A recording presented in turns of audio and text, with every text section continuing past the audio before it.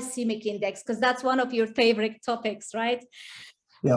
Okay, so when people first transition to the ketogenic diet, they're very worried about the glycemic index, right? Okay, so you can eat, I don't know, you can eat carrots because their glycemic index is lower, or sweet potatoes because their glycemic index is lower compared to white potatoes, for example. So Sure. people are just constantly talking about the glycemic index. Yeah. To me, as a type 1 diabetic, doesn't make much sense, because whether I eat sweet potatoes or white potatoes or whole wheat flour or carrots or white flour like bread, right? I get a blood sugar rise. So to me, it doesn't seem to make much difference whether the food is low or high glycemic index. So take us through the glycemic index Okay. theory. If it is so I don't know. Yeah. The glycemic index, or GI, is a piece of pseudoscientific crack pottery that was put together specifically by a group of researchers in the first place who were paid by people with an interest in selling you whole grains as good carbs, and funded this research. And what you'll find with scientific research in nutrition is that 98% or something of studies ever done agree with their funding sources. And they are couched and worded and put together in such a way. The idea of the glycemic index was to give people an idea of how rapidly a given sort of food is metabolized by the human body and how quickly it drops blood sugar into your blood, or glucose into your blood. The idea being that a food with a high GI can be expected to quickly dump a lot of sugar into your blood, whereas something with a low GI, while it might dump the same amount of sugar or more, does it over a much more extended period of time. It's a much flatter. So you've got high GI versus low GI sort of situation.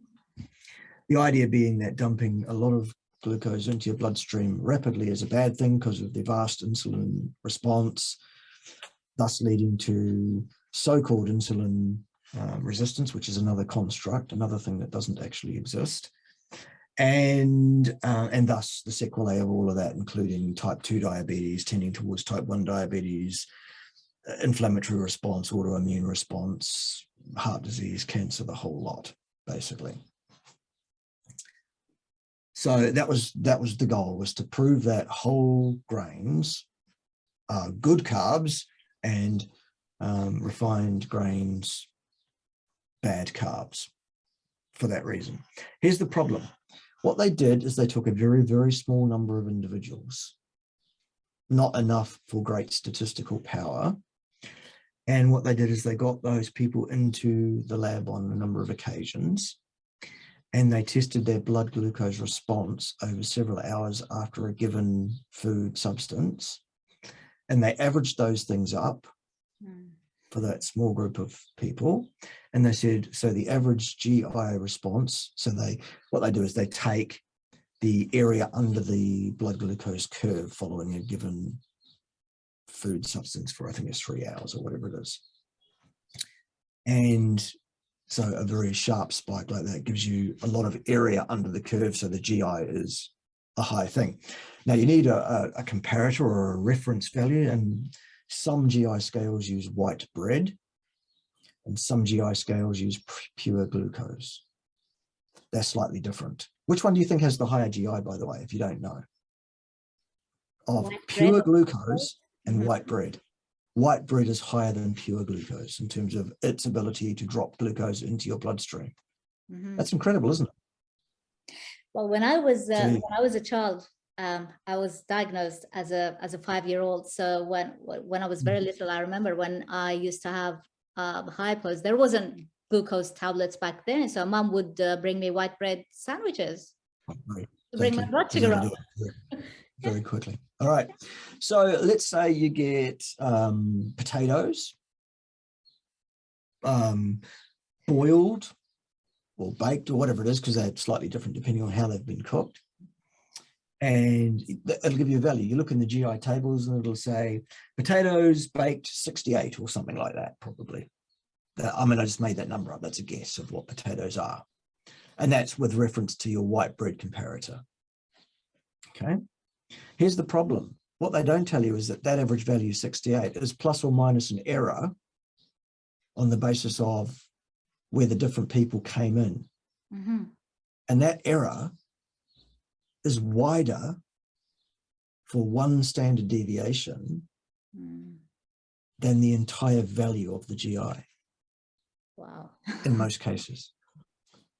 So that average value has an exact prognostic or clinical value to the generalized public of none at all. So to say potatoes drop glucose into the bloodstream more slowly than white bread is false. On average, on those few subjects, sure, maybe it did. However, some people will get a higher response to potatoes than they did to white bread. The average won't tell us that because the numbers can do this kind of nonsense. So between you and I, there could be huge differences and would be huge differences in how our particular individual bodies deal with a given food in terms of blood glucose release. So looking at the average value, worthless, the GI scale worthless. And that would be enough for us to go, so the GI scale is of no value. However, it gets worse than that. If you take the same person and you get them in week after week after week after week, and you do the exact same test with the exact same food input, all else being controlled, same time of day, same everything else, same lab, same, blah, blah, pretty much. The difference between your response today, next week, the week after that, the week after that, and the week after that, also gives us this error, this huge error. So you can't even say that potatoes, you will have the same response to every time.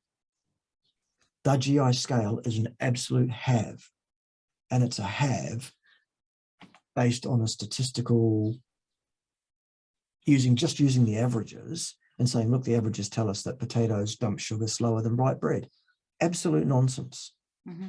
Carbohydrates in the human body, when you take in exogenous carbohydrates in your diet, there is really only two outcomes of that. One, it will dump glucose into your bloodstream, mm-hmm. or two, it will dump fructose into your bloodstream, one of those two sugars. Okay. Glucose, we know what that does. Fructose goes to the liver directly and is metabolized directly to triose or glyceride.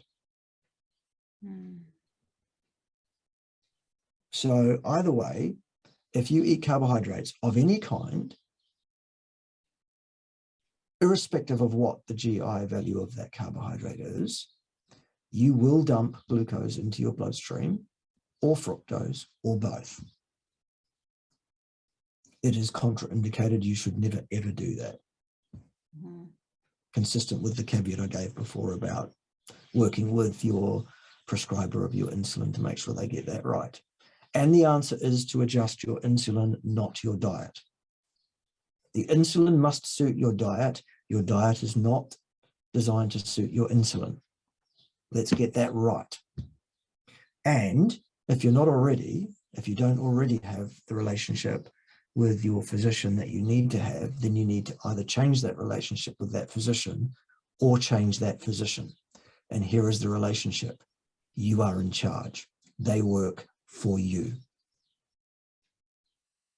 You say, doctor, I am doing this with my diet. You must now react to that and make sure you get my insulin dosage and type correct to suit that. Mm-hmm. That is your job. Your job is not to tell me how to eat. You are not trained in that.